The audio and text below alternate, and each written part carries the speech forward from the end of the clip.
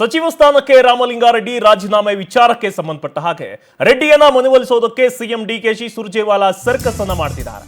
KPCC ಅಧ್ಯಕ್ಷ BK Hariprasad ಅನ್ನು ಕೂಡ ಭೇಟಿ ಮಾಡಿದ್ದಾರೆ ರಾಮಲಿಂಗಾರೆಡ್ಡಿ.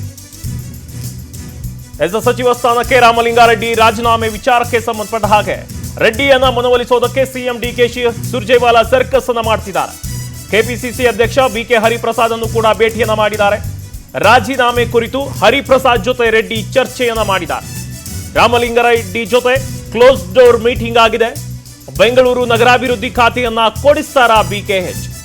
ಹೈಕಮಾಂಡ್ ನಾಯಕರನ್ನ ಒಪ್ಪಿಸ್ತಾರಾ ಬಿಕೆ ಹರಿಪ್ರಸಾದ್? ಹಾಗಾದ್ರೆ ಸಚಿವ ಸ್ಥಾನಕ್ಕೆ ರಾಮಲಿಂಗಾರೆಡ್ಡಿ ರಾಜೀನಾಮೆಯನ್ನ ಕೊಟ್ಟಿದ್ದಾರೆ. ಅವರನ್ನ ಮನವೊಲಿಸೋದಕ್ಕೆ ಬಹಳಷ್ಟು ಸರ್ಕಸ್ಗಳು ಕೂಡ ನಡೀತಾ ಇವೆ. ಇದೀಗ ಬಿಕೆ ಹರಿಪ್ರಸಾದ್ ಜೊತೆ ಭೇಟಿಯಾಗಿದೆ. ಕ್ಲೋಸ್ ಡೋರ್ ಮೀಟಿಂಗ್ ಕೂಡ ಆಗಿದೆ. ಅವರಿಗೆ ಬೇಕಾದಂತಹ ಖಾತೆ ಬೆಂಗಳೂರು ನಗರಾಭಿವೃದ್ಧಿ ಖಾತೆಯನ್ನ ಕೊಡಿಸುವಲ್ಲಿ ಕೆಪಿಸಿಸಿ ಅಧ್ಯಕ್ಷ ಬಿಕೆ ಹರಿಪ್ರಸಾದ್ ಸಕ್ಸಸ್ ಆಗ್ತಾರಾ ಅಂತ, ಏನೋ ಹೈಕಮಾಂಡ್ ನಾಯಕರನ್ನ ಒಪ್ಪಿಸ್ತಾರಾ ಬಿಕೆ ಹರಿಪ್ರಸಾದ್ ಅನ್ನೋ ಕುತೂಹಲ ಕೂಡ ಇದೆ. ಸೊ ಸದ್ಯಕ್ಕೆ ಸಚಿವ ಸ್ಥಾನಕ್ಕೆ ರಾಮಲಿಂಗಾರೆಡ್ಡಿ ರಾಜೀನಾಮೆ ಏನಿದೆ ಅವರನ್ನ ಮನವೊಲಿಸಿ ಮತ್ತೆ ಆ ಒಂದು ಸಚಿವ ಸ್ಥಾನವನ್ನ ಕೊಡೋ ನಿರೀಕ್ಷೆಯಲ್ಲಿದ್ದಾರೆ.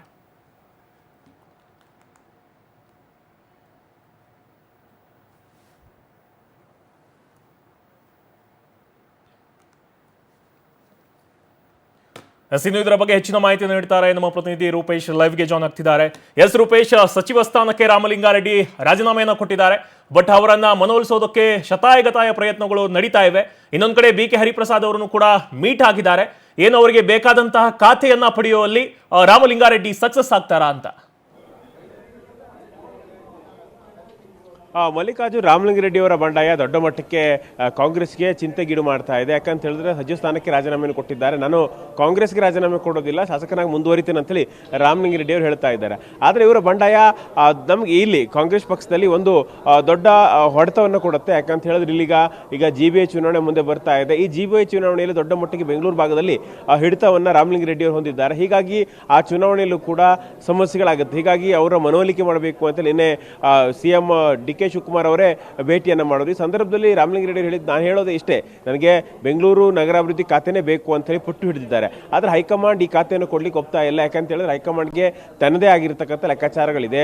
ಇದಕ್ಕೋಸ್ಕರವಾಗಿ ಇವತ್ತು ಬೆಳಗ್ಗೆ ಸುರ್ಜೇವಾಲಾ ಅವರೇ ಬಂದಿದ್ದರು. ಸುರ್ಜೇವಾಲಾ ಅವ್ರನ್ನೇ ಭೇಟಿ ಮಾಡುವಂಥ ಪ್ರಯತ್ನವನ್ನು ರಾಮಲಿಂಗಾರೆಡ್ಡಿ ಮಾಡಿದ್ರು ಕೂಡ ಅಲ್ಲೂ ಒಂದಿಷ್ಟು ಹೈಕಮಾಂಡ್ ಜೊತೆ ಭೇಟಿ ಮಾಡಿ ನಿಮ್ಮ ನಿರ್ಧಾರ ತಿಳಿಸ್ತೀವಿ ಅಂತ ಹೇಳಿದ್ದಾರೆ. ಹೀಗಾಗಿ ಇವತ್ತು ಬಿಕೆ ಹರಿಪ್ರಸಾದ್ ಅವರು ಕೂಡ ರಾಮಲಿಂಗಾರೆಡ್ಡಿ ಬುಲಾವ್ ಕೊಟ್ಟು ರಾಮಲಿಂಗಾರೆಡ್ಡಿ ಅವರನ್ನ ಬಿಕೆ ಹರಿಪ್ರಸಾದ್ ಅವರು ಭೇಟಿಯನ್ನು ಮಾಡಿದ್ದಾರೆ.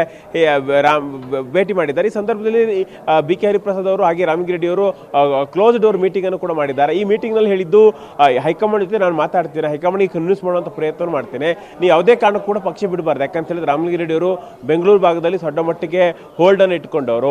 ಅವ್ರೇನಾದ್ರು ಪಕ್ಷ ಏನಾದ್ರು ಬಿಟ್ಟರೆ ಮತ್ತೆ ಸಮಸ್ಯೆಗಳಾಗುತ್ತೆ. ಹೀಗಾಗಿ ನೀವು ಯಾವುದೇ ಕಾರಣಕ್ಕೂ ಕೂಡ ಆತಿರದ ನಿರ್ಧಾರವನ್ನು ತೆಗೆದುಕೊಳ್ಳೋದು ಬೇಡ, ಹೈಕಮಾಂಡ್ ಜೊತೆ ನಾನು ಮಾತಾಡ್ತೀನಿ ಅಂತೇಳಿ ಈಗ ಬಿಕೆ ಹರಿಪ್ರಸಾದ್ ಅವರು ಹೇಳಿದ್ದಾರೆ. ಒಟ್ಟಾರೆ ಬಿಕೆ ಹರಿಪ್ರಸಾದ್ ಅವರು ರಾಮಲಿಂಗಾರೆಡ್ಡಿ ಅವರಿಗೆ ಒಂದು ಭರವಸೆಗಳನ್ನು ಕೂಡ ಕೊಟ್ಟಿದ್ದಾರೆ. ಹೈಕಮಾಂಡ್ ಜೊತೆ ಮಾತಾಡುವಂತಹ ಭರವಸೆಗಳನ್ನು ಕೊಟ್ಟಿದ್ದಾರೆ. ಇವತ್ತು ಸಂಜೆವರೆಗೂ ಕೂಡ ಕಾದು ನೋಡುವಂತ ತಂತ್ರವನ್ನ ರಾಮಲಿಂಗಾರೆಡ್ಡಿ ಅವರು ಮಾಡ್ತಾ ಇದ್ದಾರೆ. ಆದರೆ ಹೈಕಮಾಂಡ್ ಮನವೊಲಿಸ್ತದ, ಹೈಕಮಾಂಡ್ ಇದಕ್ಕೆ ಒಪ್ಕೊಳ್ಳುತ್ತೆ. ಯಾಕಂದ್ರೆ ಬೆಂಗಳೂರು ನಗರಾಭಿವೃದ್ಧಿ ಖಾತೆಯನ್ನು ಕೊಡ್ಲಿಕ್ಕೆ ಹೈಕಮಾಂಡ್ ಒಪ್ಕೊಂಡ್ರೆ ಎಲ್ಲವೂ ಕೂಡ ಸಲ್ಲಿಸಾಗುತ್ತೆ. ಆದರೆ ಹೈಕಮಾಂಡ್ ಸಂಜೆ ಒಳಗಡೆ ನಿರ್ಧಾರವನ್ನ ತಿಳಿಸ್ತೇವೆ ಅಂತ ಹೇಳಿದೆ. ಹೀಗಾಗಿ ಹೈಕಮಾಂಡ್ ನಿರ್ಧಾರವನ್ನು ತಿಳಿಸಿದ್ರೆ ರಾಜೀನಾಮೆ ಅಕ್ಸೆಪ್ಟ್ ಮಾಡಿ ಅಂತೇಳಿ ಏನಾದ್ರು ಹೈಕಮಾಂಡ್ ಹೇಳಿದ್ರೆ DK ಶಿವಕುಮಾರ್ ರಾಜೀನಾಮೆಯನ್ನು ಅಕ್ಸೆಪ್ಟ್ ಮಾಡಬೇಕಾಗುತ್ತೆ.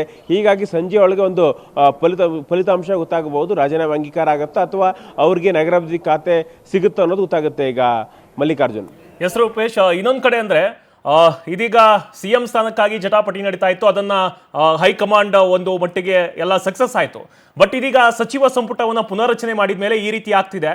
ಇನ್ನೊಂದು ಕಡೆ ಬೆಂಗಳೂರು ನಗರಾಭಿವೃದ್ಧಿ ಖಾತೆಯನ್ನು ವಹಿಸಿಕೊಂಡಿರುವಂತಹ ಕೃಷ್ಣ ಬೈರೇಗೌಡರನ್ನ ಮನವೊಲಿಸೋದಲ್ಲಿ ಸಕ್ಸಸ್ ಆಗುತ್ತಾ ಅಂತ?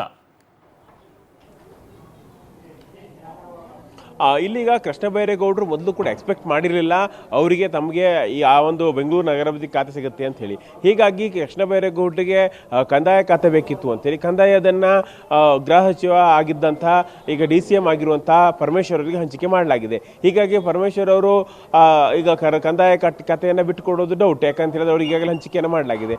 ಹೀಗಾಗಿ ಇಲ್ಲಿರ್ತಕ್ಕಂಥ ಸಮಸ್ಯೆಗಳಂತ ಹೇಳಿದ್ರೆ ಮತ್ತೆ ಪುನಃ ಏನಾದರೂ ಅವರ ಬೆಂಗಳೂರು ನಗರಾಭಿವೃದ್ಧಿ ಖಾತೆಯನ್ನು ಕೃಷ್ಣ ಬೈರೇಗೌಡರಿಂದ ತೆಗೆದು ಮತ್ತೆ ಮತ್ತೆ ಪುನಃ ರಾಮಲಿಂಗಾರೆಡ್ಡಿ ಅವರು ಕೊಟ್ಟರೆ ಮತ್ತೆ ಪುನಃ ಕೃಷ್ಣ ಬೈರೇಗೌಡರ ಅಸಮಾಧಾನ ಆಗಬಹುದು. ಹೀಗಾಗಿ ಈ ಲೆಕ್ಕಾಚಾರಗಳು ಕೂಡ ಇದೆ. ಹೀಗಾಗಿ ಮತ್ತೆ ಮೊನ್ನೆ ದಿನೇಶ್ ಗುಂಡೂರಾವ್ ಕೂಡ ಈಗ DCM ಕೊಡಬೇಕಿತ್ತು, ಅಗೌರವ ತೋರಿದ್ದಾರೆ ಅಂತೇಳಿ ಒಂದಿಷ್ಟು ಜನ ಪ್ರತಿಭಟನೆ ಮಾಡಲಿಕ್ಕೆ ಕೂಡ ನಿರ್ಧಾರ ಮಾಡಿದ್ರು. ಹೀಗಾಗಿ ಕಾಂಗ್ರೆಸ್ನಲ್ಲಿ ಬೇರೆ ಬೇರೆ, ಯಾಕಂತ ಹೇಳಿದ್ರೆ ಒಂದು ಖಾತೆಯನ್ನು ಚೇಂಜ್ ಮಾಡ್ಲಿಕ್ಕೆ ಹೋದ್ರೆ ಮತ್ತೊಂದಿಷ್ಟು ಖಾತೆಗೆ ಸಂಬಂಧಪಟ್ಟ ಲಾಬಿಗಳೆಲ್ಲವೂ ಕೂಡ ಹೆಚ್ಚಾಗುತ್ತೆ. ಹೀಗಾಗಿ ಹೈಕಮಾಂಡ್ ಯೋಚನೆ ಮಾಡ್ತಾ ಇದೆ ಏನು ಮಾಡಬೇಕು ಅಂತೇಳಿ. ಅದೇ ರೀತಿಯಾಗಿ ಮೊದಲೇ ರಾಮಲಿಂಗಾರೆಡ್ಡಿ ಅವರಿಗೆ ಈ ಖಾತೆ ಬಗ್ಗೆ ಮೊದಲೇ ಮಾಹಿತಿಗಳನ್ನು ಕೊಟ್ಟಿದ್ರೆ ಅವ್ರನ್ನ ಕನ್ವಿನ್ಸ್ ಮಾಡುವಂತ ಪ್ರಯತ್ನವನ್ನು ಮಾಡಿದ್ರೆ ಇಲ್ಲಿ ಸಮಸ್ಯೆ ಇರಲಿಲ್ಲ ಅನ್ನುವಂತ ಚರ್ಚೆಗಳು ಕೂಡ ದೊಡ್ಡ ಮಟ್ಟಕ್ಕೆ ಆಗ್ತಾ ಇದೆ. ಒಟ್ಟಾರೆಯಾಗಿ ಈಗ ಈ ಒಂದು ಚರ್ಚೆ ದೊಡ್ಡ ಮಟ್ಟಕ್ಕೆ ಆಗ್ತಾ ಇದ್ದು ರಾಮಲಿಂಗಾರೆಡ್ಡಿ ಅವರ ಮನವೊಲಿಕೆ ಆಗುತ್ತಾ, ಅದನ್ನು ಒಪ್ಕೊಳ್ತಾರ ಅನ್ನೋದೇ ಪ್ರಶ್ನೆ ಆಗಿದೆ ಈಗ. ಮತ್ತೆ ನಿಮ್ಗೆ ಮಾತಾಡಿಸ್ತೀನಿ. ಥ್ಯಾಂಕ್ ಯು ತಮ್ಮೆಲ್ಲ ಮಾತಿ.